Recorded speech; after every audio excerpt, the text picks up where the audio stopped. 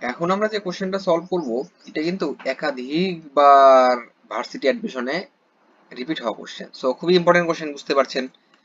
কোশ্চেনটাতে বলা আছে নিচের কোন গ্যাসটির ব্যাপন হার সর্বাধিক। এই ধরনের কোশ্চেন সলভ করার জন্য আমাদের আণবিক ভরের সাথে ব্যাপন হারের কি সম্পর্ক সেটা জানতে হবে। মনে রাখতে হবে ব্যাপন হারের সাথে আণবিক ভরের সম্পর্ক হচ্ছে ভাইয়া ব্যস্তানুপাতিক। ব্যস্তানুপাতিক কথাটির অর্থ হচ্ছে একটা যদি বেড়ে যায় আরেকটা কমে আসবে।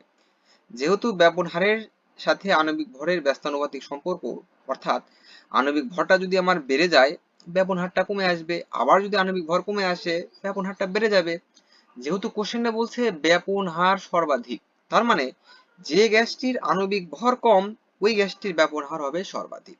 এখন আমরা প্রত্যেকটা গ্যাসের আণবিক ভর বের করব। প্রথমে আছে কার্বন মনোক্সাইড। এর আণবিক ভর হবে কার্বনের হচ্ছে 12 যোগ অক্সিজেনের হচ্ছে 16, তাহলে আণবিক ভর 28। এরপরে আছে অ্যামোনিয়া। নাইট্রোজেনের হচ্ছে 14, হাইড্রোজেন আছে 3টা তাই 3, তাহলে 14 আর 3 17। এরপরে আছে মিথেন। মিথেনে কার্বনের হচ্ছে 12 যোগ হাইড্রোজেনের 4, তাহলে 16। এরপরে আছে নাইট্রোজেন N2। নাইট্রোজেন হচ্ছে 14, নাইট্রোজেন আছে 2টা তাই 2 গুণন হবে 14 দুগুণ 28।